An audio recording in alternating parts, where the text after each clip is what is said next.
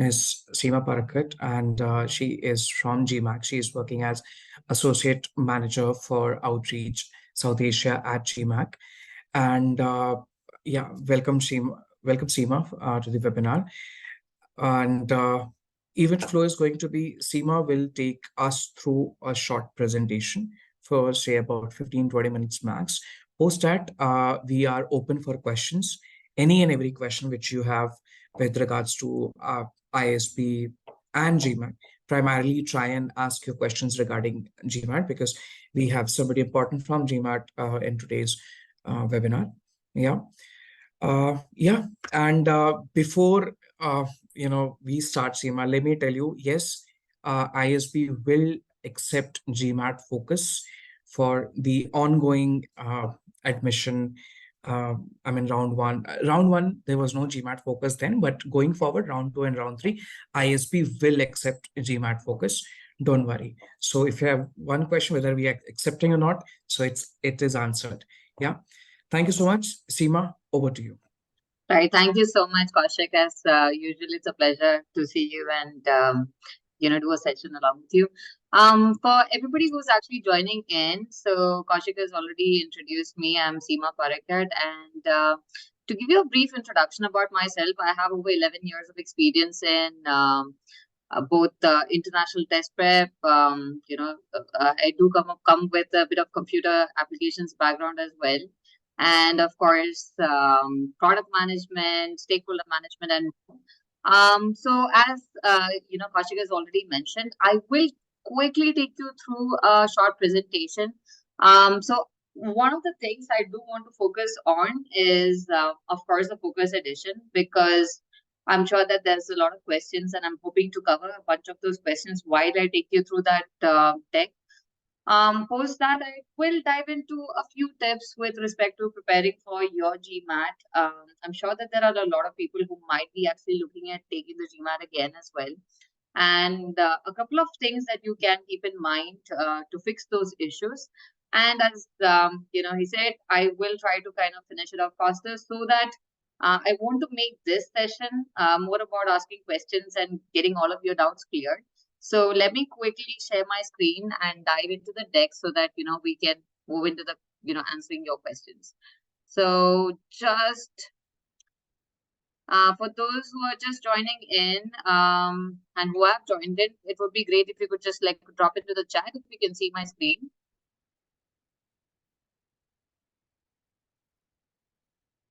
Can you guys see my screen? Yes, ma'am. Your screen is visible. Awesome. That's great. So one of the things I inadvertently always end up doing is talking about who we are, especially Graduate Management Admission Council, because a lot of the questions or doubts pertaining to the relevance and those kind of things get cleared when you actually know exactly what we are and what we are made up of. So GMAT, Graduate Management Admission Council, is the body that owns and administers the GMAT exam, and we were established in 1953 with 9 member schools, and we have over 225 member schools, which is not the accepting schools, it's the member schools which are part of the council, right? And the whole idea behind which with GMAT was conceived was to make sure there's an assessment that creates a pathway, not a process of elimination, but a pathway for you as well as the business schools to actually find the best fit for each other. You as candidates to find the highest quality and the best quality graduate business education for yourself, and for the schools to find candidates like yourself who have high potential and who can handle the rigor of the business education that they have to actually provide. Now, besides the exam itself, if you go to mba.com, which is the official website, you will find a lot of information that will help you in this process, including prep and a lot of additional information that will help you in the graduate management education journey. All right. Now, to talk a bit about acceptance of the GMAT exam, we are accepted by over 7,700 programs across 2,400 institutions, including some top ones like the ISB, and across 110 countries. And over 200,000 candidates actually take the GMAT every year, and 9 in 10 use it for the MBA enrollments. Again, talking a bit about preference, and 7 in 10 to the top 100 ranked programs. So a lot of numbers there, but the point is that it is one of the most accepted assessment when it comes to management education. It's not a one-stop solution. It is definitely particularly catered towards management education. All right.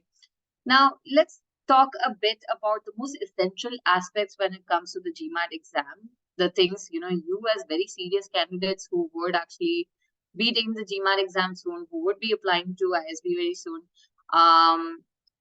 First one, obviously, the cost of the exam. It is $275 for the testing at center and $300 for online testing, which is exclusive of the GST. But, I don't want you to think of GMAT as an expensive exam. I need you to think of it as an investment, not an expense, because of the kind of opportunities that it opens up for you, the kind of pathways it creates to, schools like this one, and the opportunity that it creates for your career in the future is massive. Now, in terms of registration, if you want to register for the GMAT exam, the official website, which I mentioned earlier, mba.com, that's where you have to go. Create your account if you have not already done that, and go through the entire process of entering your personal details. Look up the region that you want to take the test at, and of course, the slot that you want to take in. Ideally, I would recommend that you book your exam slots well in advance. All right. I will be talking a bit about the timelines for the current version and the new Focus edition. So I want you to keep all of these things in mind when you book your exams, because there is a high demand. And while we are increasing slots for you guys to actually go ahead and take the exams, there is going to be a crunch. So advise to do it as soon as possible. Now your score is valid for 5 years, but ideally make sure that you don't keep it till the 5th year. You go ahead and apply it right before your 4th year at least, and you do get 5 free score reports to send to the business schools as well immediately after you write your exam. So this is for this specific cycle. So make sure that when you're taking the exam this time, make a well-informed decision to actually send it to your school. All right. And of course, besides these 5 free score reports, you do get an additional, you can send additional score reports, but that would be at an additional fee of $35. So do make use of this, facility or advantage or privilege or whatever you like to call it. The next one that I would want to really highlight is your identification requirement. Now, do not go through general pages to get to know exactly what your ID requirement is. Your exact ID requirement is, when you go to your mba.com, if you search, you can select your country and then see exactly where it appears, okay, or exactly what is pertaining to you. For the Indian candidates, you have your passport, which must be used for your testing at center. For your online testing, you can either use a passport or a Aadhaar card, but you do have to link your Aadhaar card prior to the to the number that prior to your exam itself.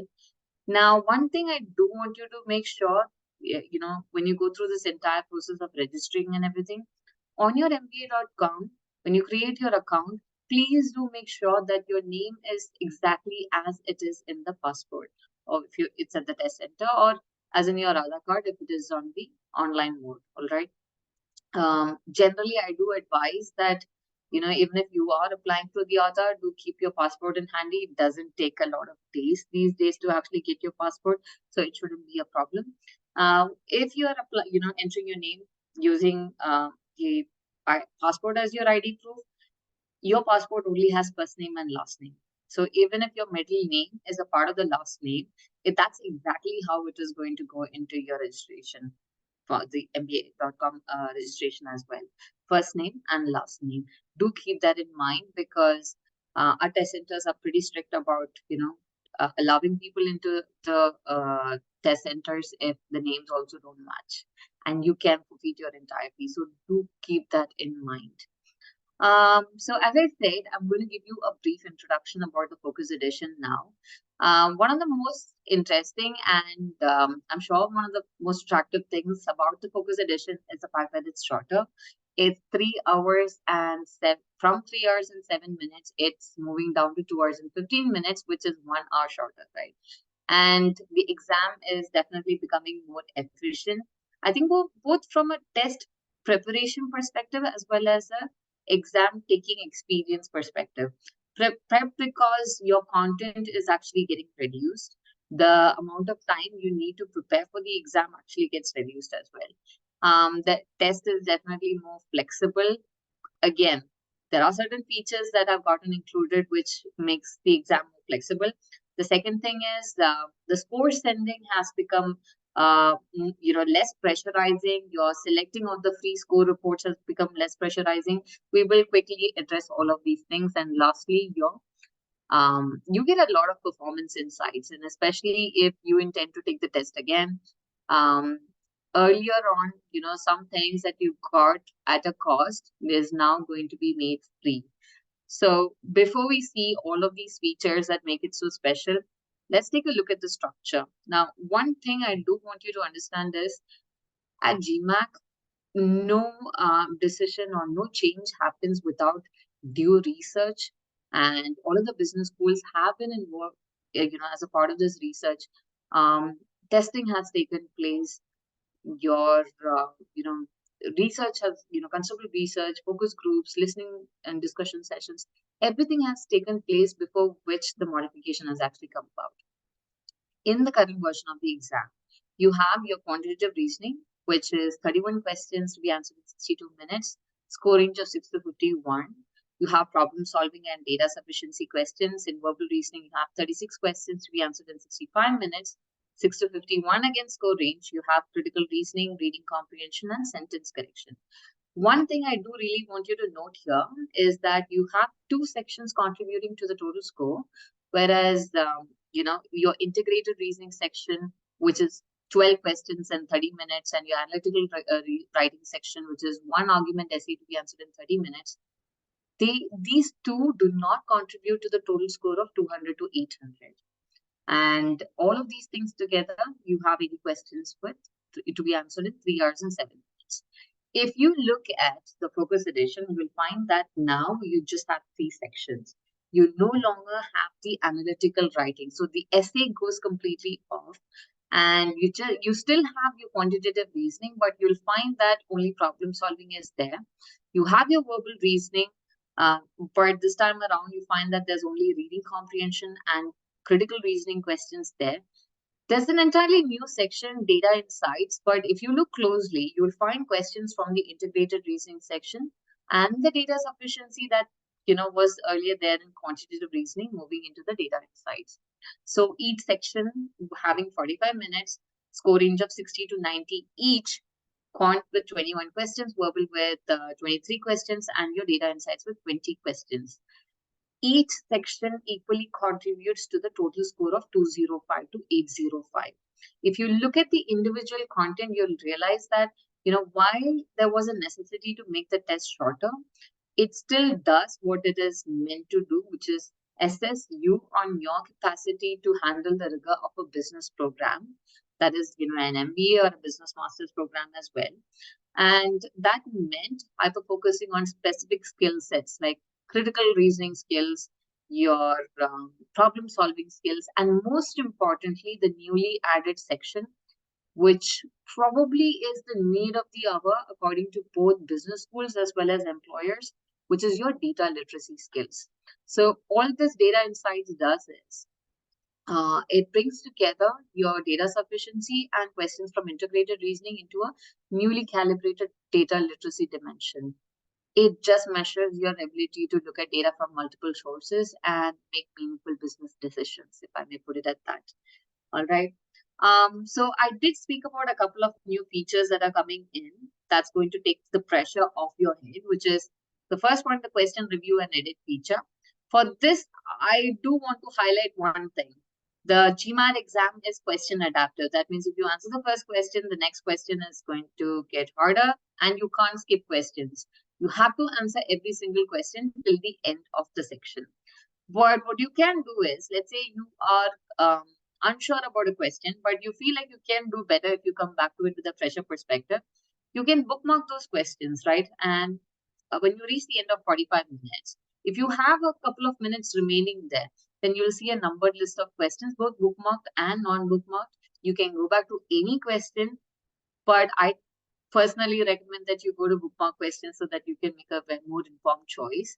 And once you're done with that, then you can go back and edit up to 3 responses. This also means that, let's say, question number 5, if I change answer to question number 5 3 times, that will be counted as 3 responses. So do use that wisely. The next one is your selecting of section order. So in the current version, you have 3 specified orders that you can work with. But in the newer one, you have 6 combinations you can work with. Again, a personal advice from me is to make sure that this sequencing you decide before you actually, go for the exam. You can't change the sequencing right in the middle after you have selected the combination. But you do have control over what comes first, what comes second, and what comes third. You'll decide that when you do your practice exams, because that's when you'll realize, oh, I probably want to start with a section that is easier for me, or I probably want to start with a section that's a little bit more challenging for me, and then go to something that's easier or something that's kind of like medium hard, and then go for the easier one. So it's a personal selection that you will have to actually decide before itself. The next one is my personal one, which is an improved score report. So in the current version, you have something known as enhanced score report that comes at an additional fee of $30. This contains performance insights by section, total score, question types, fundamental skills, and more. What's going to happen is your official score report in the focus edition is going to contain all of this information and more, which is going to give you a lot of headway into making sure that you're better prepared if you're retaking an exam, right? The last one is, of course, easier score sending. Again, this is something that takes a lot of pressure off your head, because in the current version of the exam, at the testing center, right before you write the exam, remember the 5 pre-score reports I spoke to you about? You have to make that selection right before you start the exam, and after you complete it, you have an option of canceling your score, all right, which you can reinstate it later at an additional fee. But in the online exam, though, you can complete your exam. Then after 6-7 days, when you get your official score report on mba.com, you have about 48 hours to carefully sit and think as to which programs you want to send these free score reports to, and then send it. So that benefit is going to be shifted, or that's going to be applied to the testing and center also. So you can see that advantage is going to come in. You don't have to feel pressurized. Already the exam feels a bit pressurizing.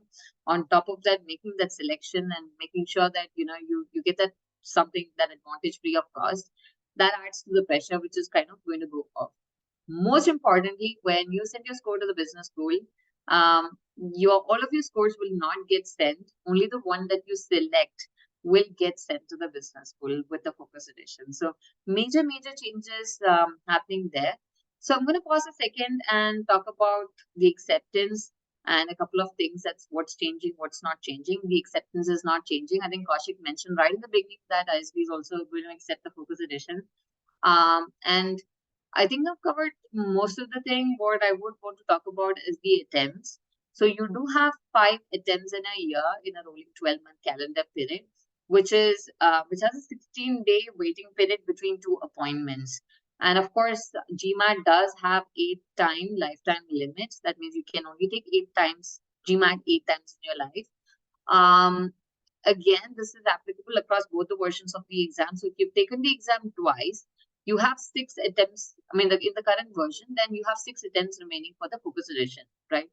And the fees is at par with the current version of the exam. But I think the advantage here is obviously that there are a lot of additional benefits that coming your way with this newer version. Now, I think I've kind of talked about the registration and, the identification. None of it actually really changes. But here is where I would strongly suggest to make sure that you touch base with MBA.com every single time so that you do not actually go wrong at all in your process of entering this information. All right. The two pieces of information that you have to keep in mind, again, saying that is your name as in the identification proof and your birth date as in your identification proof. Two most important things. Let's address the total scoring now a bit. I've already mentioned this earlier. Your total score is a combination in the newer version is a combination of 3 sections, which is quant, verbal, and data insights, whereas the existing GMAT exam is combination of 2 sections, which is why both the scores cannot be directly compared. So the new score is 205 to 805 in increments of 10, and the section scores are 60 to 90 in increments of 1. So I've already mentioned that you can't compare the scores directly. So just going back there again, ideally what the business schools like this are also going to do is to compare the percentile ranking. So here, if you want to know more about the percentile ranking, not deep diving into it, I would suggest go to mba.com/exam scores. And you'll get all of the concordance table where the comparison is there, and you should be able to make that comparison. Now, for those of you who are wondering if does that mean the focus edition is hard? Just because the exam has gotten shorter? Absolutely not. The exam is question by question adaptive. It starts from easy, medium questions to, it gets harder as you progress answering the correct questions. So that's not going to change. Nobody's going to give you harder questions just for the fun of it.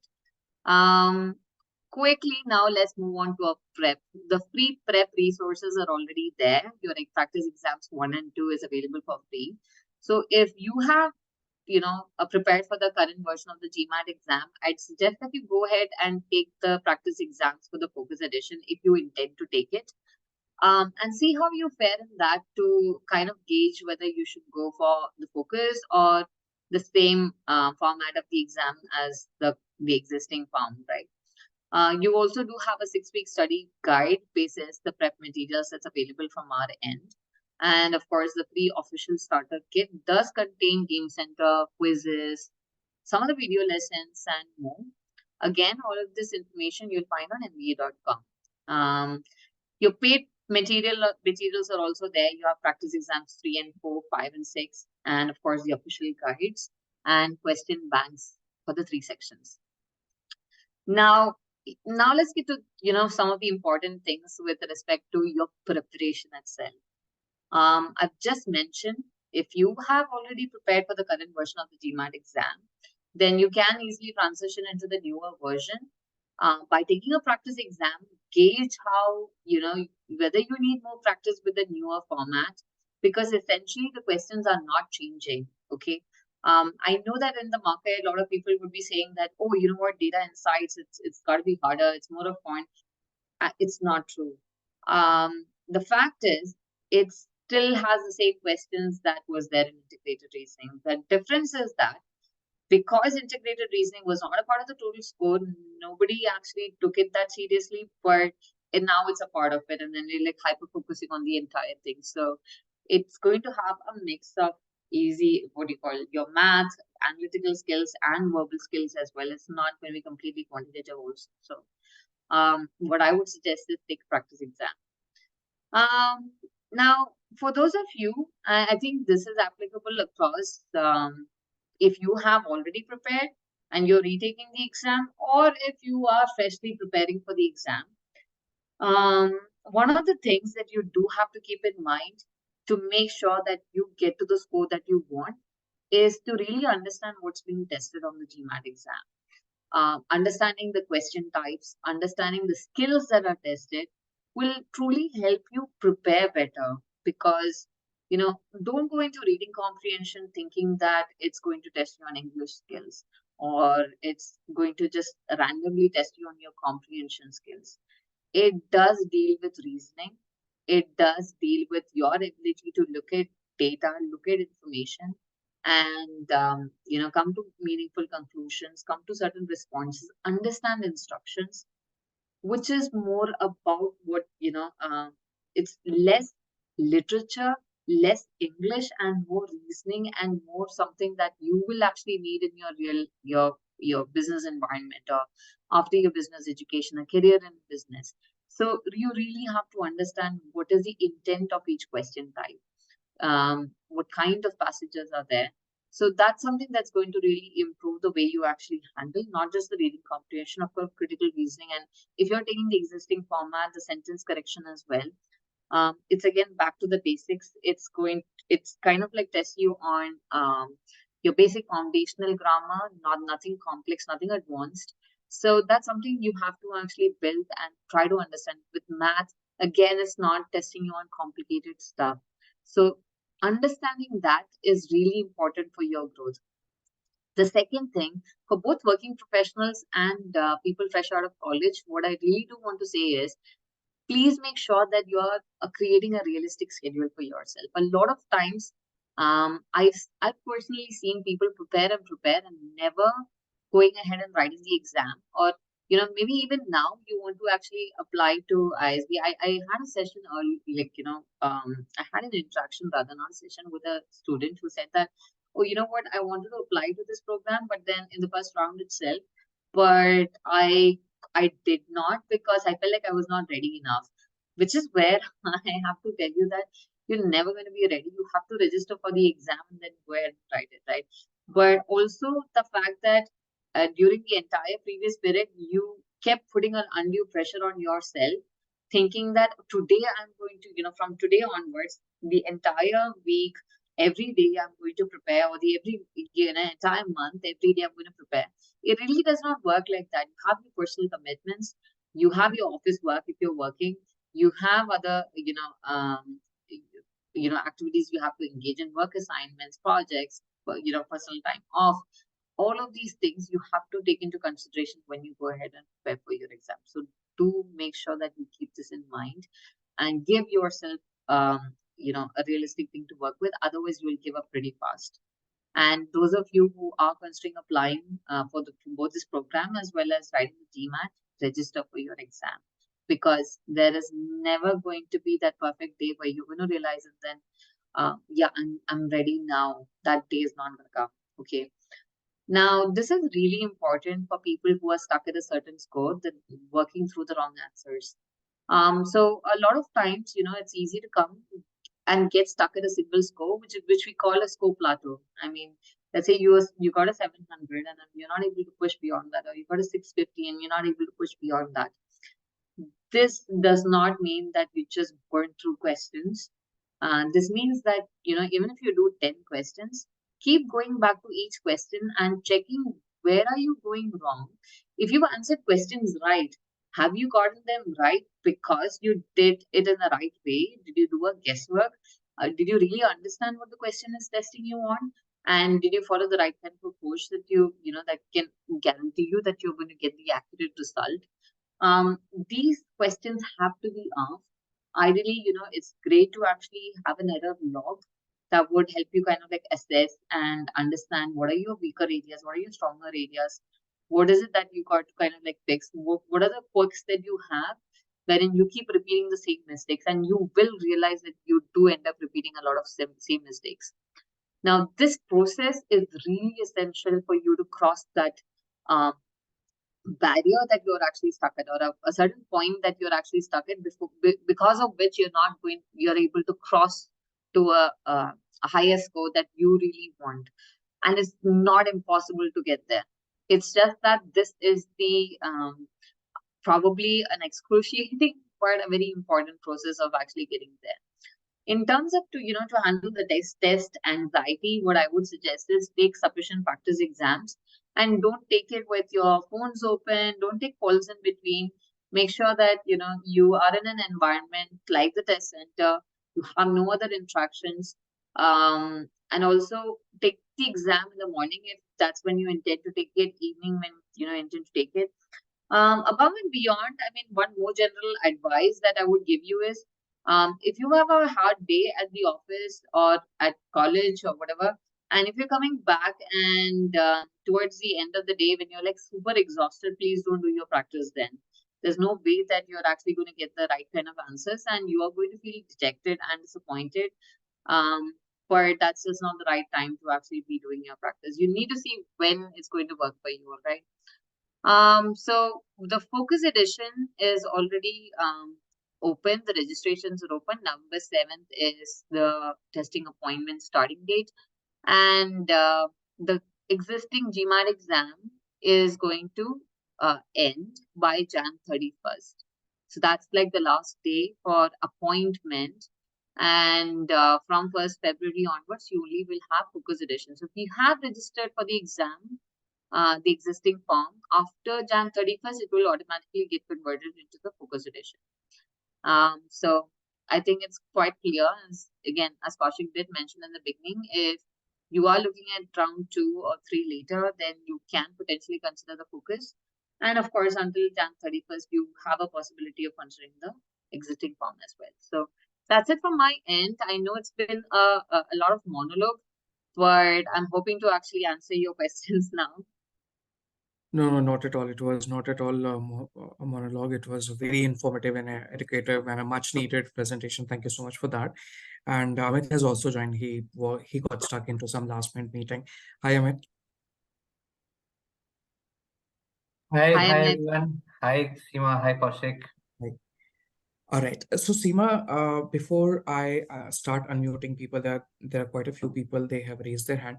There are a few questions in chat. I would like you to answer them, and then I'll start unmuting people. Yeah.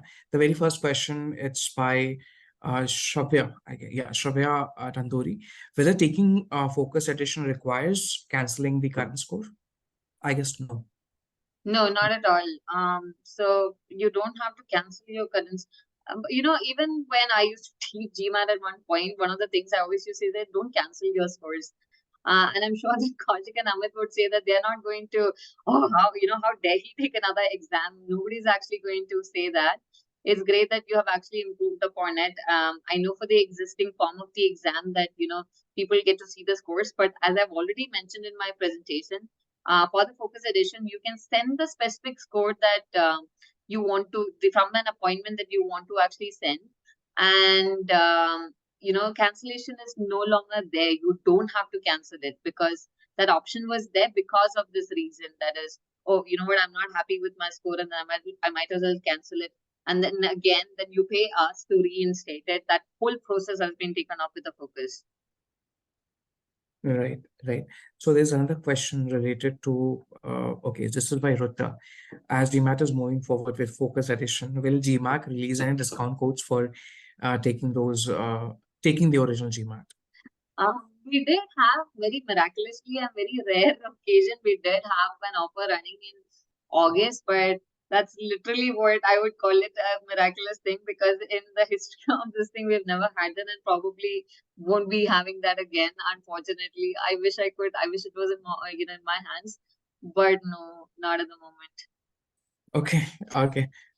Third and the last question before I start unmuting people. Rahul has asked, is the test cross-sectionally adaptive? Like you gave an example that if somebody is at high difficulty level in one section, so the second section is going to start with a high difficulty level as well, or it will start with easy or medium one? Oh, it's a question adaptive exam, not a section adaptive exam. So it's not, we don't have two sections of quant or we don't have two sections of verbal, right? We have one section of quant.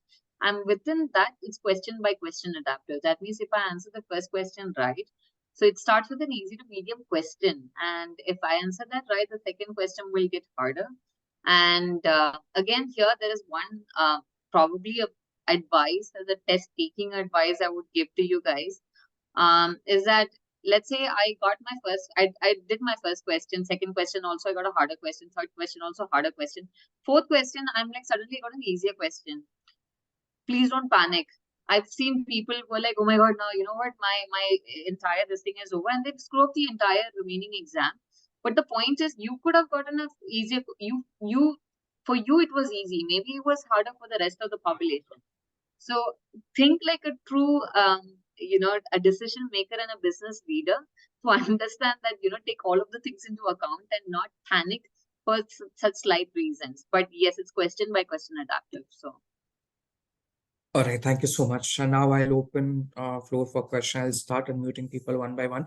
Also, to everyone who have joined really late, ISB is going to accept GMAT focused edition going forward. If you're planning to apply in round 2 or round 3 this year, you can apply with GMAT focus scores also. Also, a lot of questions about the old versus new score calculation. ISB works very closely with GMAT team, so don't worry about that. We have that calculation. That thing is there with us, with the process team. Don't worry about that. ISB has been doing this for last 20 years successfully. We will continue to do so. Don't worry. All So right. I just wanted to add that, Kaushik, I know that a lot of people keep saying that, you know what, will the schools look at it the right way? And I keep saying the same thing. I mean, these guys are, the efficient best. They wouldn't be with one of the top business schools in the world right now if they did not know how to actually look at that. So yeah. Great. And as we, as PGP team at ISB, Amit, me, Ketan, Arun, we always say control the controllables. Do not worry about things which are not there in your control. So what is there in the control? Your GMAT preparation, your GMAT focus preparation, focus there. Leave everything on us. Yeah. And every question related to admissions will be taken by Amit and me. And every question related pertaining to GMAT, it's to Seema. Yeah. All right. So I have got Shivani Saraugi. Please ask a question, Shivani.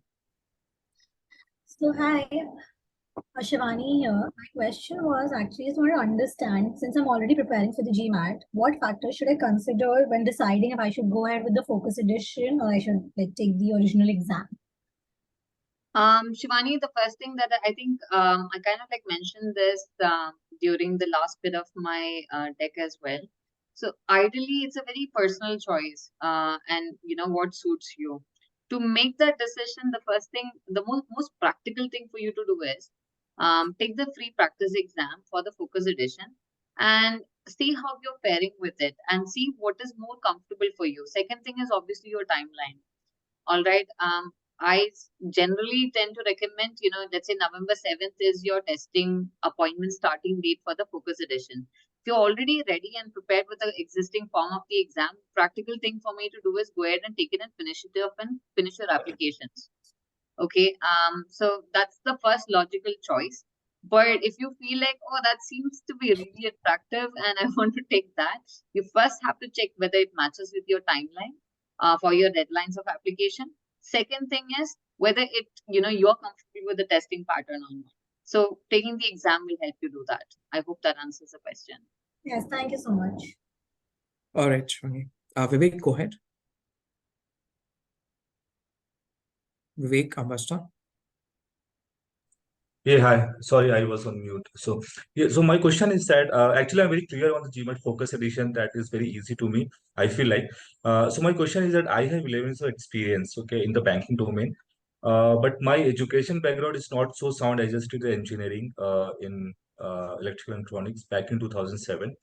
So, does it make little lighter profile comparing other profile I already have seen on YouTube and some online forum?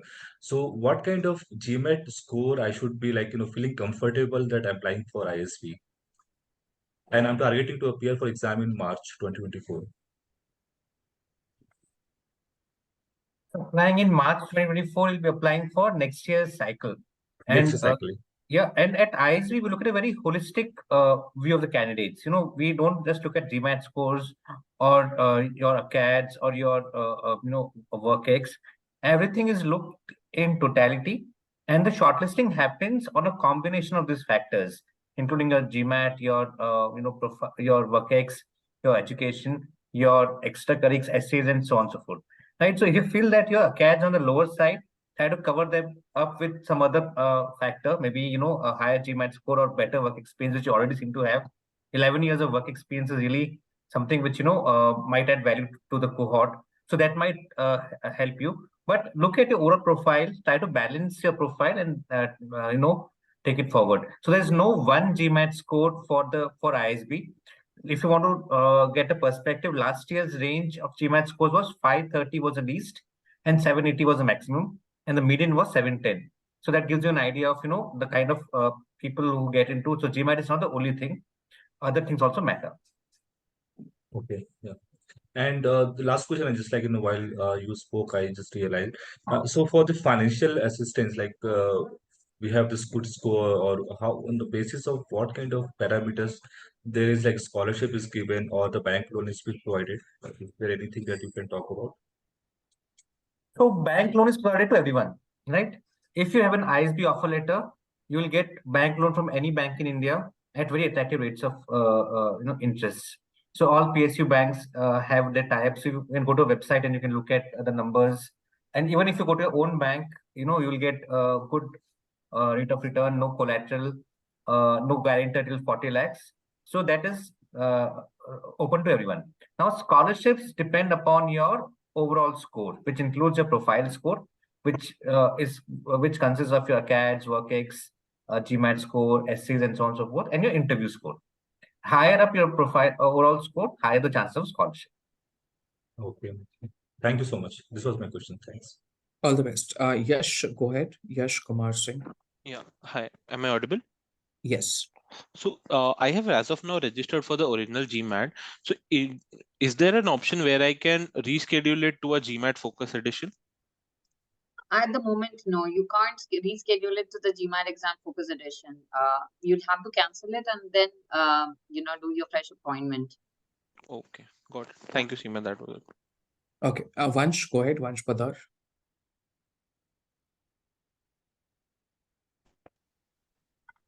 Vansh, do you have any? Vansh, you're not audible. Yeah.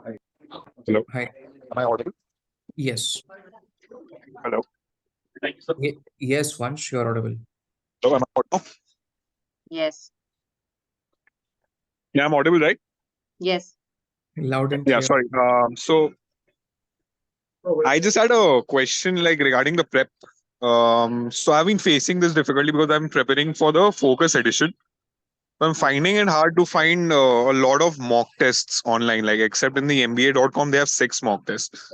So I just wanted to ask, once you do all that sectional level, when you individually work on all the sections, and then you have to give a lot of mock tests, right?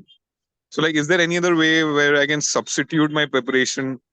Because there is a lack of mock tests available in the internet, apart from the MBA.com, and even if you give all those 6 of them.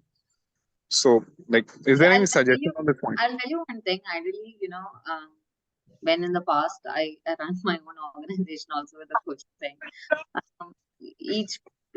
Honestly, you don't have to do n number of mock tests. One is getting a sense of the practice. I know this is not the answer you're looking for, but it's just a feedback or a general, having been in this industry for a really long time, just want to give you a sense of this.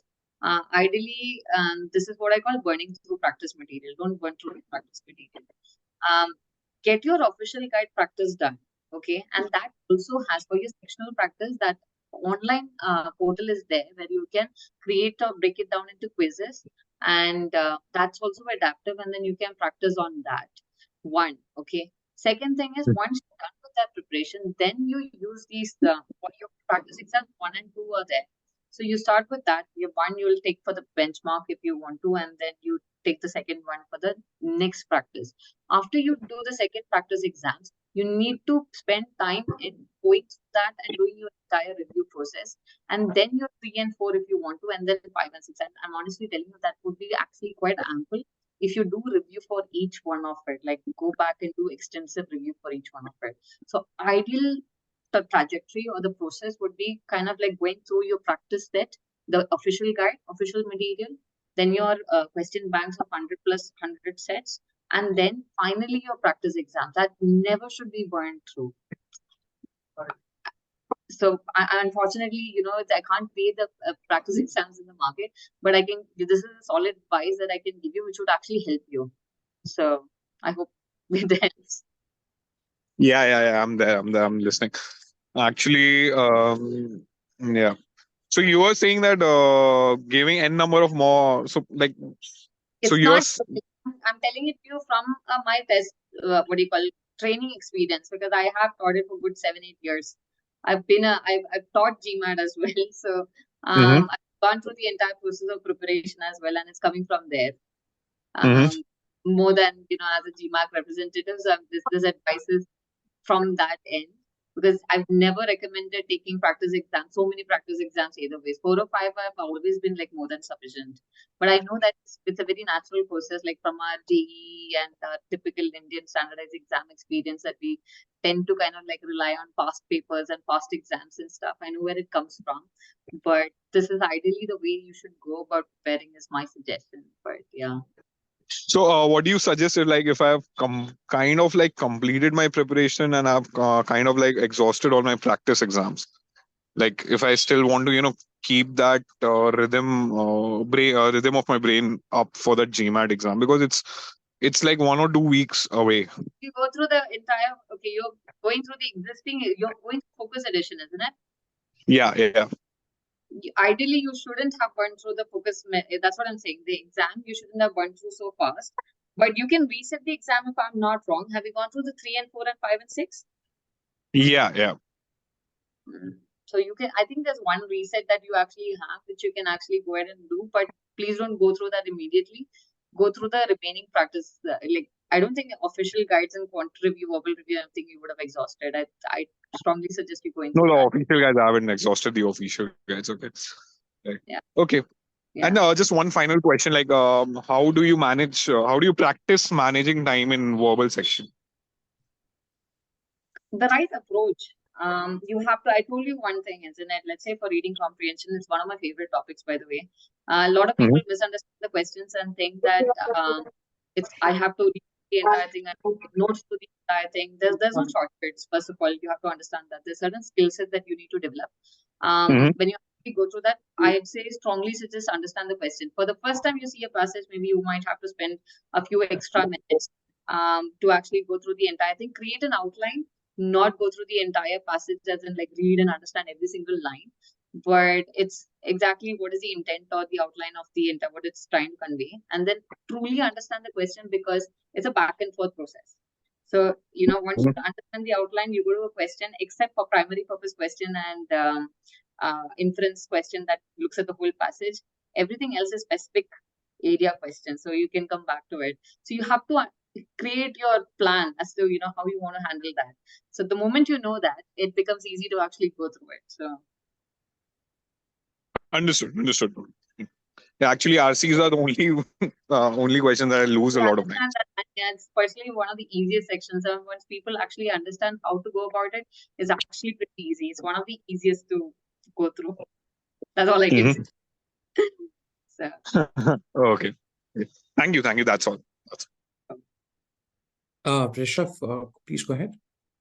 Yeah, hey everyone. So my question is slightly off topic. So I've done my engineering in last year, that is in 2022, and I have decent academics also. So right now I'm working in a consulting firm, and it is one of the big four. So my question, I have two questions. The first question is, how many years of work ex will be better to get into ISB? Minimum work ex required is of 2 years, but ideally it should be 3 or 4. What I need your suggestion. And the second question is, how to really manage work life balance, with studies, because at a consulting firm you really have to work for 10 to 12 hours, and that's too hectic. So managing time over here and preparing for GMAT is a little bit difficult. So I just want your guidance over these two questions. So, in terms of the work X, the average work X in the class is around 4 years, but the range is from 20 years.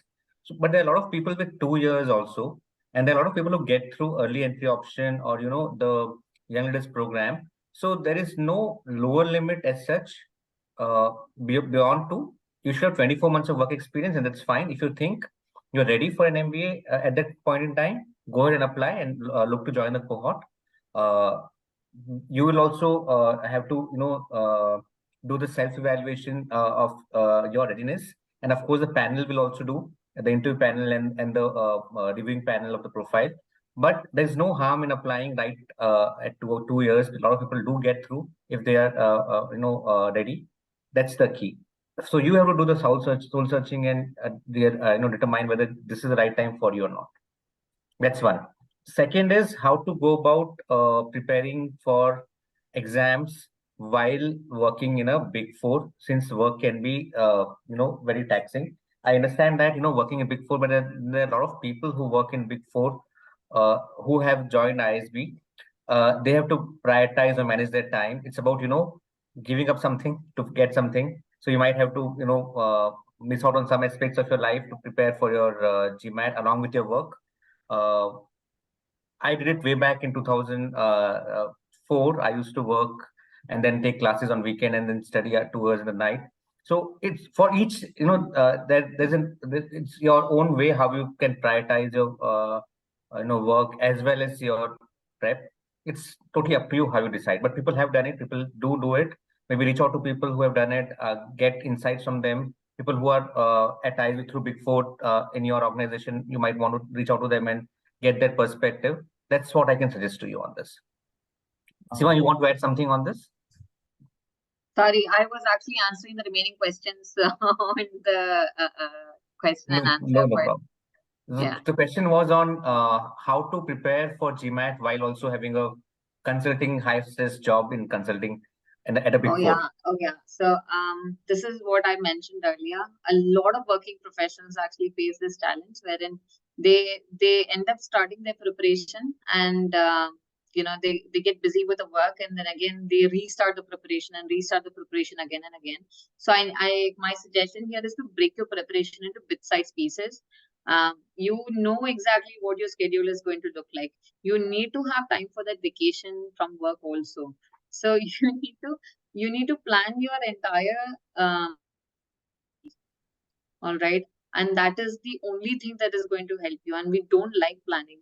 We like, sometimes we like living on the edge and flying and then seeing how it goes. If you're not like that, really good, but that's what I said. When you prepare, you need to understand exactly what kind of person you are. We like to think that we are very focused, we are very well disciplined and everything. While we have a wrong, you have a certain concept about who we are as a person, that's not ideally true. I'd like to think that I'm 100% committed and disciplined. Maybe not. I'd probably kind of like keep procrastinating. But you need to be more self-aware about yourself as to what kind of person you are. So if you are somebody who needs a danda to kind of like somebody to come and tell you that you need to prepare, so then it makes sense for you to get a coaching. So I'd say go ahead and get. If you feel like, no, I'm more disciplined, I don't need people to come and teach me anything, and I'm somebody who prepares well by myself, so I would probably not join people, right? So, but then I'm self-disciplined that way. So you need to figure that out for yourself and plan exactly how you go about in a day. If which days you have more work, which months you have like more work assignments, which are the months which are off period, and you can plan that accordingly. And even if works come at that particular point, you have to say no. You have to take that time for yourself. As Indians, we do find it really difficult to put ourselves before our work. We find it very hard. We feel guilty for even taking an off. But the fact is, you need to, make that decision and stick by it. No, say that, oh, no, this work is more important right now. I'm going to, I don't think I'll be able to handle it. That is where you have to take a call. As long as you're really committed to this process, you should not face a problem. So. Great. Thank you so much. All right. Ram Vadapalli, please unmute yourself and ask a question. Hello, ma'am. Ram Narayan this side. So my question is with regard to the adaptive questions. So while changing the responses for the bookmark questions during the exam, how is it going to affect the score at the end? Okay. Since this is available in the new focus edition and it's not there in the previous edition. So right. Yeah. So question adaptive nature always takes a precedence. Let me be very clear about that. Okay. That means as I said, one question moving on to the next question harder and everything. There is a score scaling, and adaptive, there's an algorithm that works behind it, isn't it? So that difficulty matching, as we call it, putting it simply, that is always going to be right at the top when it comes to the score scaling. Now, when this edits that are happening, I mentioned that you cannot make that edits until you reach the end of the section. That's primarily because, let me again simplify it for you, that score adjustment happens after this entire score scaling process has happened. And, fortunately and unfortunately, it's not going to have a massive impact on your entire score. Let's say, because there are two ways this could go. You go back and change a correct answer into a wrong answer, or you change a wrong answer into a correct answer. So you don't want massive changes in that, right? So there is a certain score adjustment that is made. There's tweaking to the algorithm to make that adjustment once towards the end when you make that change. But otherwise, the overall growth in that score is determined by this adaptiveness or the difficulty matching that happens, if that makes sense. Sure. I also have another question. So while going to the next question, if we are unsure about attempting that question, do we have a provisioning of skipping that question and going to the next? No, that's what I said. That's why I said this is right. You have to make an informed decision. So, I'll tell you how this comes in handy. Okay. Let's say I'm doing a question, and we as Indians, we have an ego problem when it comes to questions. We don't want to leave a question. I've spent 2 minutes. I must spend another 5 minutes. This is again typically when you prepare for an exam. This is otherwise also you have to take a call of leaving that question and moving so that you can do the other questions. But in such a case, let's say you are stuck between two responses and you have to kind of like, you're eating away too much of time, but you feel like I can come back with a fresher perspective and then maybe I get an answer to this.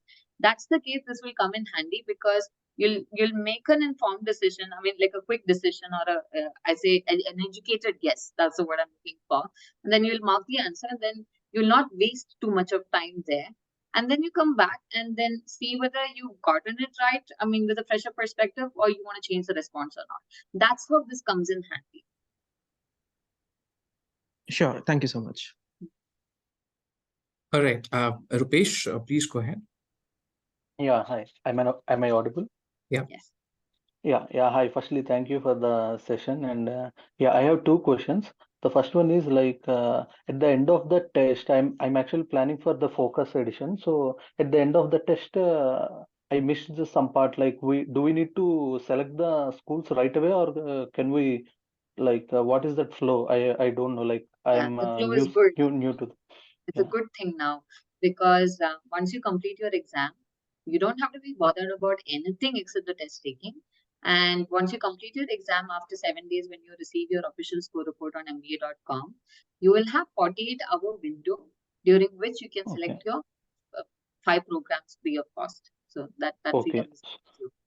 So on the day, I'll just go to the test and get the score. That's Right. it. No other. Okay. No. Yeah. Coming to one more question, and like I'm actually currently preparing for this focus edition, where I'm feeling like I don't have any this materials for the section-wise question. So can we get it anywhere, like Official other than guide, guide. I don't know why. I mean, even in the past, this has always existed. Nobody uses it. Okay, the official guide is an online portal. I know it's not Okay. it's not the most high tech portal, but it's a really useful tool wherein I normally used to recommend people not to do the practice in the book, but instead go ahead and go to the portal, and then you can categorize questions according to difficulty level, according to the topic wise and everything. You can actually group it together and do the quizzes on the as a section wise test on the portal itself. That's the questions from the official guide. When you have that kind of freedom, why would you not use it, right? So that's your first step, your official guide and quantitative review, verbal review, and the data insights review, which is there. That you can all of these materials you can use the online portal. So use that first. Okay. So you meant like instead of buying a book, like where we You need to buy get the that? work and then you buy the digital material through MBA.com, or the physical book you can buy and then you can access. You need a code to access the online material. When you buy the book, then you will be able to access it. Achha, okay. So I can get it through MBA.com. Yeah. The sectional, so where I can view the custom quizzes, right? You meant it's the official I guide. can. It's official questions in the official guide, but then you have the feature of doing this. Okay, fine. Yeah, that's it. So coming to one small question, like I have seen in the presentation, you have mentioned free prep quizzes, something like other than the study The moment you guide. register Yeah. on MBA.com, you get free practice material. So 2 exams are there, practice exams, exam 1 and Yeah. Plus, along Other than that, that, other. Yeah, there are about 76 or 79. I don't remember, recollect the exact number, but there are specific set of free questions which are available on that portal also for your practice. Okay, I think I have missed that in my account, so I'll see. Should go back and check. Where Yes. can I get those questions? Like it's in the account, right? Account. Like once I log in. Okay, fine. I'll check it. Okay. Just give me one Okay, thank you. second, guys. Give me 1 second. Yeah, that's it. Thank you.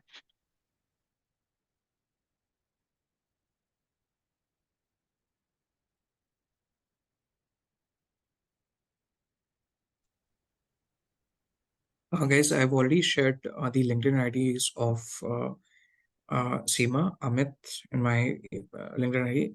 If you haven't checked, I'll reshare again.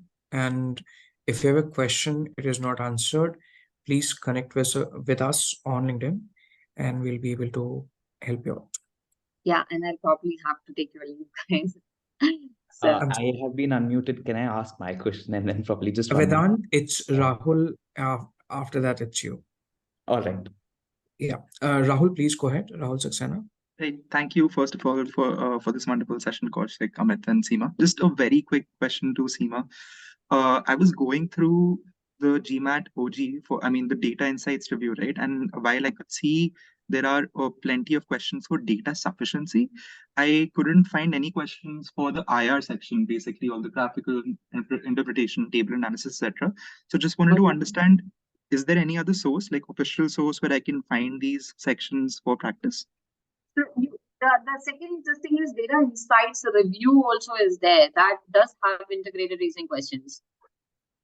But do let me take this feedback back to our prep team as well. And probably, I'm not right now, I don't have the best answer for you, but probably I can check that and actually respond to you as well. You can connect with me on LinkedIn later for I will, definitely. I have the online version for your, I mean, just for your information, and it does not have any IR questions. So, but yeah, I'll definitely connect with you offline. Thank you for this.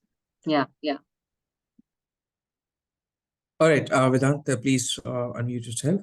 Yeah, thank you. So, hi Seema. So I just wanted to ask, I had given my GMAT earlier in July. And since then, I kind of stepped on a study break, and now I'm planning to give my GMAT again in November end. So what would you suggest from your end? Should I go for the normal GMAT or focus edition would be better? Or if there's anything extra I need to study for focus edition, if you could just help me out. Actually, lesser for the focus edition. So I'd say what I'd suggest is take the practice exam and see which is more comfortable for you. Okay. And what matches your timeline. That's just about it. Okay. And also the strength of questions or the how tough the questions are. Is it same for both the exams? I mean, I know there's just like a lot of myths and rumors floating around the background. There's no change in the difficulty level of the question. Okay. So it's always going to be like that. That adaptiveness is always going to be maintained. So that's never going to be a concern. That's good to know. Thank you. Thank you so much. And I have another question for ISB on the ISB part. Amit, if you could share the weightage for each of the components, like, GMAT interview to get admission at ISB. So we don't share the weightage usually for each of the components, but suffice to say, none of the weightage is so high that if you score higher there, you will get in, or none of the weightage is so low that if you it doesn't matter. All three of them matter. All three of them, are important in your profile score. So that's all I can say. I think you can read between the lines and you get the answer. Understood. Thank you. Great. All the best, Vedant. Ashutosh, please go ahead. Hey, hi everyone. Hi Seema. So my question is, I already gave one attempt at GMAT and I was not entirely happy with my score. So I wanted to try again and I was studying for it. And recently with all the discussions around this focus edition, I'm thinking if I should pivot to giving the focus edition exam. And I know you suggested that we should give the practice exam to know if that's more to our strengths.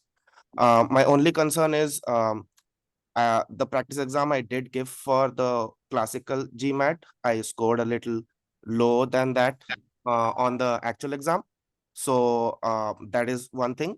Also, since I'm struggling with sentence correction, would you suggest it's better that I shift to the focus edition entirely and not lie in this confusion of which one I should take? So one of the things, we love to do is make somebody else take our decisions for us. It's so much more easier, isn't it? But you'll have to make the decision yourself and see what fits you the best. While because my suggestion will never sit well, or I can tell you do this and do that, and it might not be the best choice for you.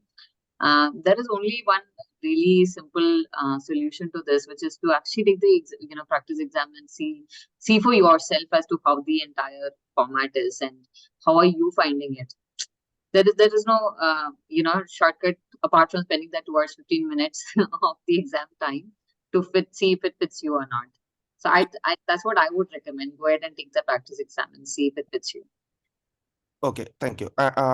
Just one more question. So, given that integrated reasoning is now part of DIE, and previously integrated reasoning was not adaptive, and correct me if I'm wrong. So, Yeah. now that it's in the DIE section, do you expect that the integrated reasoning questions would be, some of them would be comparatively harder than what we used to see in the classic format? No, it's not. And I've gone through the questions, integrated reasoning questions, and in the practice exam at least.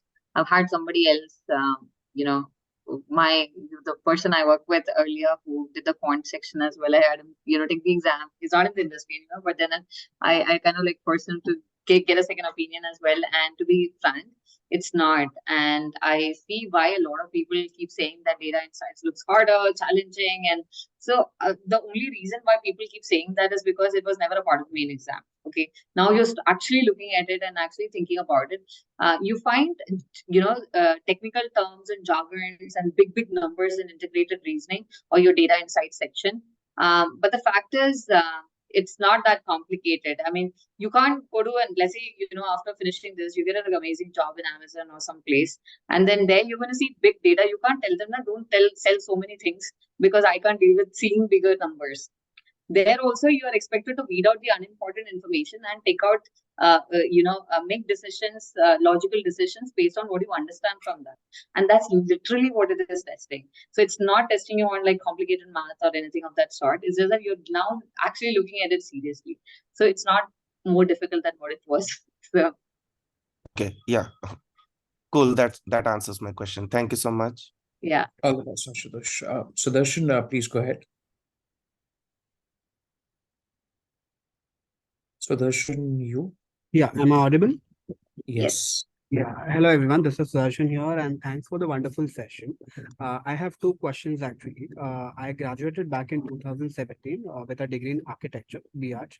I have worked as an architect for 1.5 years, and then I pivoted my career into content marketing. Ever since then, I have been working as a content marketer for last 2.5 years. So I want to know that having this unconventional background and a career pivot, will that be seen as a slightly off profile for MBA into ISP, or is it a good thing, or it does not matter? Sir, would you like to take this question? Okay. So see, all backgrounds are welcome. We have people from different backgrounds, and the pivot that you mentioned, it's not very, offbeat. There were people with different, career trajectories, people with different come in. So it's not about what background you are, it's about your skill sets and how aware you are of your skill sets and how you can transfer those skill sets to your targeted career options. If you have that clarity, then I think it's perfectly okay. Correct. Did I answer your question? Yes. Yes, surely. And my second question is, if I'm trying for the next cycle, first round, what will be the ideal time to start preparing for the GMAT? For GMAT, I think Seema can answer that. Usually, I have seen people take 40 days and 50 days and get a good score in GMAT. Yeah. It depends upon what level you are in. Yeah.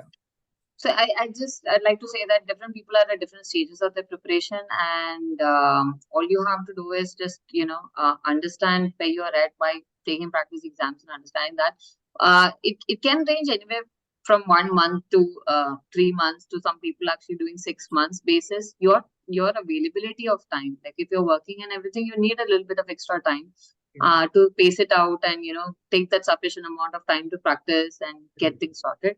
So it's more of like you need to understand how where you are at with the amount of time you have on your hands.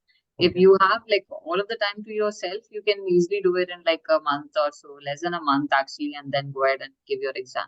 If that's not the case, your other commitments, it can take longer. So it's something, again, I think you have to figure out exactly how you'll be able to work it through. Correct. Yeah. Thanks a lot. Thanks a lot. Great. Okay. Sarthak Makar, please go ahead. Unmute yourself.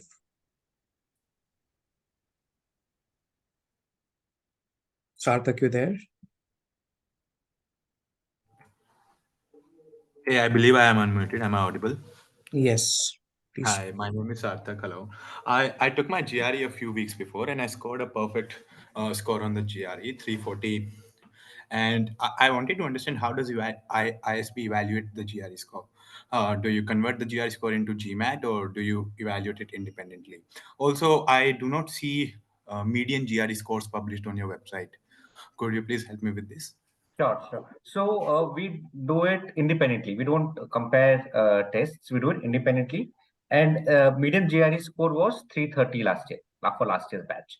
I believe it's there on the website. If it's not there, I'll get it checked.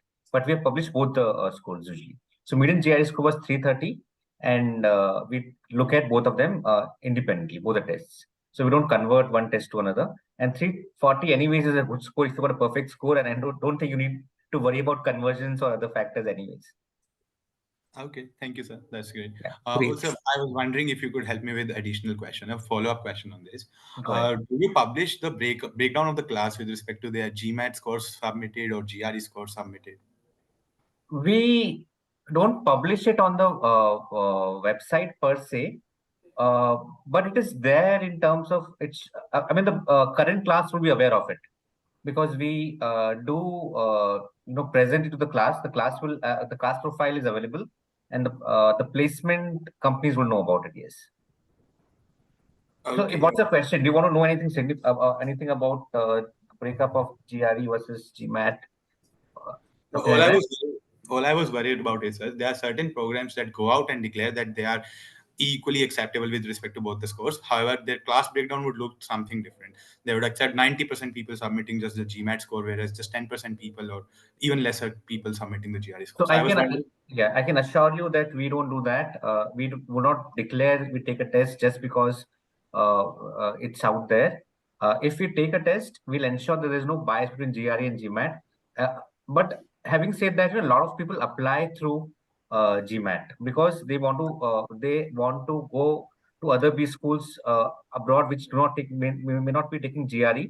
But there's a healthy proportion of people who take GRE and who apply to ISB, and a lot of them get through. So it's not just a token number; it's a significant proportion of number. In fact, application to acceptance is similar across GRE and GMAT test takers. Okay, sir. That's very helpful. Thank you. Sure. If I may ask one more follow-up question, sir. Sir, I've heard that there are certain companies and recruiters which have heavy preference towards GMAT filter or Not true. That's not true. At ISB, we don't allow that. So in the placements, the GMAT scores or GRE scores are not part of the shortlisting process. The placement team will take care of that. So don't worry on those counts. At ISB, that's the case. Maybe at other campuses, but not at ISB. Thank you so much, sir. Appreciate this, sir. Thank you. Great. Shubham, please go ahead. Hi. My question is to Seema. Seema, I have official guide of 2022. I don't have of 2023 focus edition, obviously. So I'm going through the questionnaires of 2022 official guide. May I know if the topic which I'm studying and those topics which are relevant in focus edition, are they the same or the whole? I mean, is it okay if I just go through OJ 2022? You can go through, use the current material, existing material. Some of the things, as like let's say data insights, if you're an additional practice, it makes sense to get the data insights review.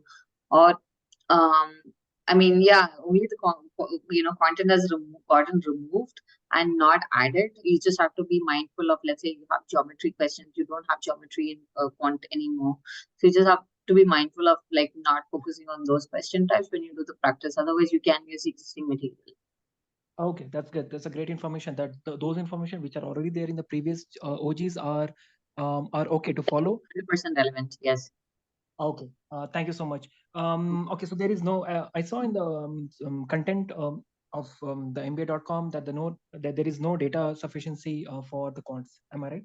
It's not in the data sufficiency now, but it's moved to the data insights section. So we have a combination of integrated reasoning questions and data sufficiency in the data insights section. Okay, but not for the quants. Not for the quant. No. Okay, thank you. And I have a small question to the ISB team here. I want to know what are your criteria or parameters for the focus edition. I mean, I know that you have a data. You don't have the data yet, but you have told that the median score for GMAT was, I think, 710, if I'm not wrong. The classical one, yes.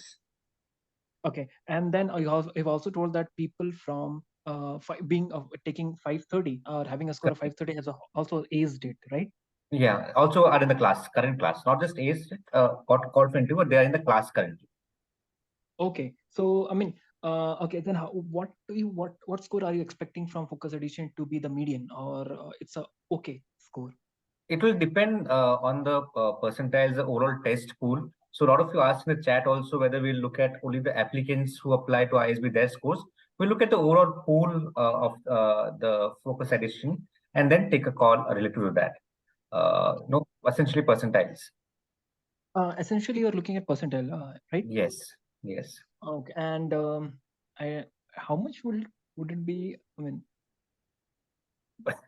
so the data has to be out. That once the data comes out, only then we'll get to know, right? Okay. So as of now, in round one, we do not have focus edition scores at all because the testing has not started. And Seema, the testing is starting on 7th of November, right? Yeah. So we will have a few scores maybe in round two. So accordingly, we'll take a call on that. And of course, we work closely with Seema and a team at GMAT, and we have very good linkages in terms of the data and other factors. So be rest assured, we will ensure that there's no bias whether you take GMAT Focus or GMAT Classical, and we'll ensure that accordingly full justice is done to both the set of candidates. So it's not in isolation that we are doing it. We are working closely with the GMAT team as well in terms of data and other factors, and then we are going to do the shortlist. Okay, because we had a lot of workshops with them on those aspects. Because I'm applying for the round two, so I am kind of curious to know what should I aim for, because that is something that we do. We aim the score and then we apply. We attempt the question. We attempt the exam. So okay, because 650 in focus is same as 700 plus in GMAT. So that's what it seems.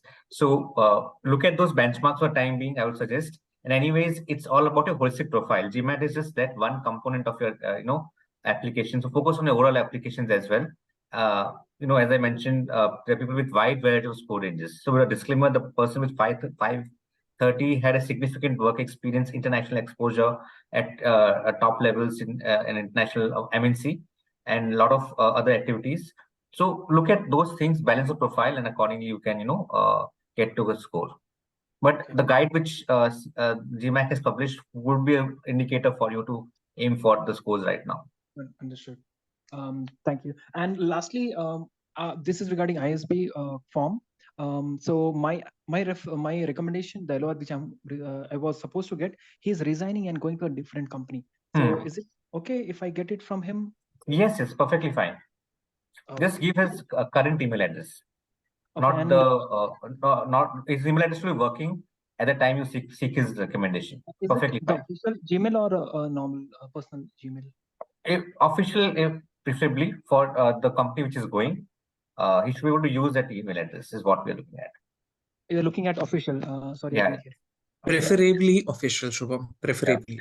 Yeah. There are certain companies wherein they have restrictions that they do not allow emails from outside. So in that case, personal email works. It's fine. Okay, only one LOR. This is the last question. Sorry, only one LOR or Only Yes, one only LOR. one LOR, and that too from application portal.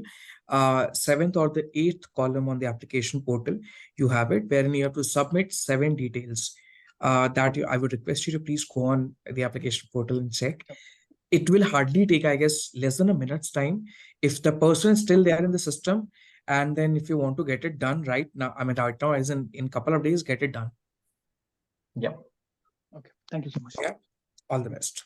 Shivani, go ahead. So, hi, my questions for the ISB team. Just wanted to understand, do you do profile evaluations, or and how do you look at a career gap or a very short work stint, for example, a 6 month, 4 month? So we don't look at career gaps any negatively, or we understand career gaps do happen for various reasons, and it's perfectly okay. So there are no negative scores for career gaps. But having said that, people will be curious in the interview to know why there's a career gap, and you should have a answer for it without being defensive, without whatever the reason is, you should be able to mention that reason. That's perfectly okay.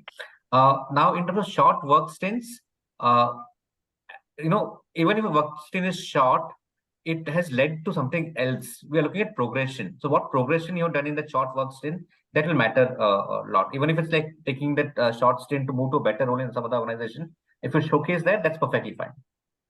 But don't give out short stints. All right, but do you say accept my GMAT if I want to get a profile evaluation done just to understand where I stand?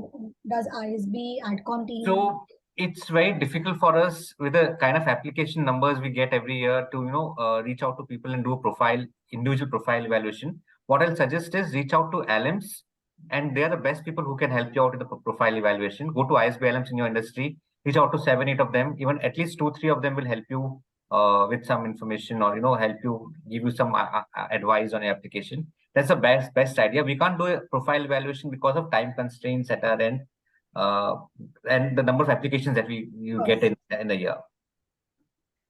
And the last question would be, like you mentioned earlier in this call, like average work ex that you have is around 4 years. It's not ideal, it's the average work ex. Average, right? And when I was looking at the website also, your class profile, a large chunk is between 22 to 26. And then there's a very good chunk of people, around 40+% between 26 to 30. So I come with about 7+ years of work ex. So in terms of a value addition, is there a difference in the kind of placements or how companies look at us, or the value addition I carry back from somebody who's come with 2 years or 4 years? Definitely. So people who come with 2 years will be eligible for those roles which require 2 years of work experience. Somebody who comes with a higher years of work experience, you will have different kind of opportunities available to you, because your work experience will matter, right? If you're working in a particular industry, that transferable skill sets which you can utilize in some other industry. So people who come with higher work experience have higher, get those kind of roles. So companies come to ISG for different kinds of roles: entry level, mid senior, and then even vice president levels. So it depends upon how you market yourself, how you sell your skills or work experience. That's what matters. But from a classroom perspective, everyone's like going through the same class trainings and with the same kind of. Everybody's going to do the same. Absolutely. Thank you so much. Great. Jagjot, I guess you had a question I guess I missed regarding deadline. Please ask your question. Yeah, no worries, Kaushik. So, Kaushik, Amit, my question was, I'm assuming I'm audible? Yes. All right. So my question was regarding the tentative timelines for the interview calls that we would be getting after the 3rd December deadline. That would be for the second round. So any updates for that? So it takes us roughly 2 to 3 weeks to to verify your applications, get them evaluated, and so on and so forth. And then we have in-person interviews. And the last week of December is where we don't want to keep interviews, because we know a lot of you will have plans, and also the hotels are not available for the venue might be a challenge. So interviews will start from 3rd of Jan, that week of Jan. All right. So I can safely assume that we'll not be having the interviews in December at least? No, you can't safely assume. Don't assume safely, but that's a tentative indication that I'm giving you. Got it. Makes sense. But if you don't, if the date is not convenient, you can request us for a postponement or rescheduling. That's perfectly fine. All right. Yeah. That helps. Also, there's Thank an you. option of online interview available in case if you have a project or something, if you're going out, not Mhm. available for the venue wherein, that's okay. You can offer an online interview also. That's fine. Got it. Fine. So let's take two last questions as we run out of time. Yes, Rupesh, please go ahead, Rupesh, and after that we have Ashruti. Yeah, hi. Yeah, I have missed this question. Like next year, like I'm planning to apply for round 3. So from what month the classes will be starting? April Like mid. okay, and one more question. Like is the other card is okay for the exam? Like this official focus edition test for the GMAT focus edition. Is the other Seema, card is acceptable? this is for you. Yes, Seema, if she is there. Yeah, she's there. Seema, you're on mute. So you were asking the Aadhaar card Yeah, is that okay to carry Aadhaar card as the proof, like ID proof for for the online exam? exam only. Not For, online. Acha, okay. Then yeah, Aadhaar what card about is the for test online center? exam only. For testing and center, you need to carry the passport. Okay, so the passport, in the passport, I think my middle name and the first name is like reverse, I think. Mine is a big However, it doesn't lengthy name. matter. However, it is there in the passport. Enter your details exactly as it is in the MBA.com. Okay, is it okay like if my passport is about to expire, like in 1 or 2 months? I have to check, but ideally your passport should be valid while you're actually going for the testing. All right, but if Okay, I think that it's like few months maybe. I think I need to see. yeah, it has to be valid when you are testing. Like when you're going into the test center, your passport should not have expired. Okay, so the name here and there is it okay? Like shuffling, like mine So is that a bit to lengthy write it name. exactly as it is in the passport. See, you know that your name is not like that. Okay, but in your passport, it is written like that. It has to be exactly that. If its first name is what is given as first name in the passport, your last name is exactly what is given in the passport. That's it. Yeah, my first name and last name is okay. Like the middle part, like I There think is no my middle name middle in part passport. is There is no middle name in passport. okay. I need to check. In the website in the Does not have MBA.com, I middle think names. there is. Okay, I have seen it long back. Like in the MBA.com, the middle name is also there. I think No, I not haven't for filled it. Indians. No? The thing is, again, apart in that MBA.com is general information, but it's also mentioned you have to enter your name exactly as it is in the passport. Our passport only has first name and last name. So you will leave that middle name empty. You will not write anything in that. Okay, fine. I need to check my name exactly then. Okay. Yeah. So another thing is So that immediately these days you don't find it difficult to get your passport renewed. Get it done as soon as possible. You can get it on Tatkal also. It's not a big deal. So try to get it. okay. So if there is any name change, like I mean to say in the MBA.com, if there is any correction, like You how have should I to go proceed back if there is and any? write to the customer care at MBA.com. Okay, fine. You can't change it, Okay. edit it. Okay, fine. I need to check it then on my serious note. Okay, yeah. Ashruti, please go ahead. This is the last question which we're taking for tonight. Hello, good evening. Hi. So I've been pushing a lot of questions in the Q&A section, but none were answered. I'm so So sorry for that. We missed it. it's No okay. worries. Please ask. Yeah, so I have a question that I can call myself a young researcher or a budding researcher, and I'm a biotechnologist. My master's is in marine biotechnology. So do biotechnologists or microbiologists apply for MBA at ISB, like in general? They do. Yes, a lot of people do with different backgrounds. There are pharmacists there are people with arts background, there are people who are lawyers. So we done this podcast called Campus Tales. We have diverse profiles there. The people with diverse perspectives talk about how they why they choose ISB with their background. So I'll suggest search for Campus Tales on Spotify or Amazon Audible, and subscribe to the podcast if you're into podcasts, and that will give you a very good perspective on diversity at ISB and why people with diverse profiles choose to an MBA and come to ISB. Okay. Is it Campus Steel? Campus Tales, TALES, Tales. Campus Tales. Oh, Stales. Okay. So the Campus Tales. campus tales, you can get the link of campus tales on our Instagram handle, which is isp.pgp, the program, I mean, college name, isp.pgp.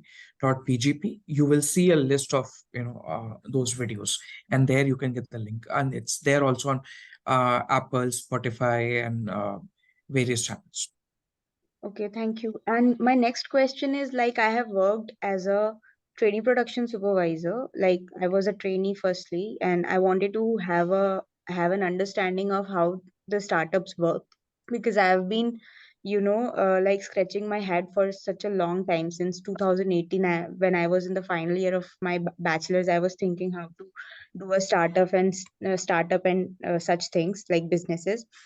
Then I started getting the projects and all, and then I became the assistant distiller. I recently left the job because it was 12 to 14 hours of job and I had no time to prepare for GMAT, and I have to, apply in ISB for sure this year.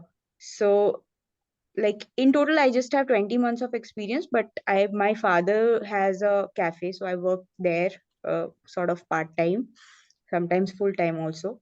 So am I like eligible for the course like with this sort of experience?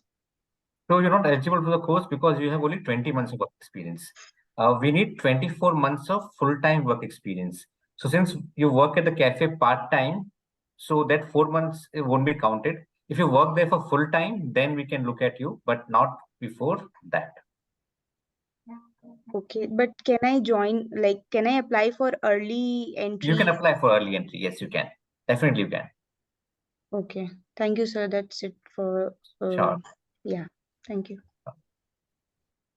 Thank you, everyone. Thank you, Kaushik, for moderating the session, and thank you, Seema, for taking your time out. Thank on you a so much. Wednesday It's evening. always a pleasure to be here. Yeah. And thank you, audience, for being part of this session. I hope you got a lot of insights today from Seema on the GMAT prep and the various aspects. And look forward to meeting you in other future sessions. Thank you all and wish you all the very best. Thank you, everyone. Good night. Thank you. Good night. Bye-bye.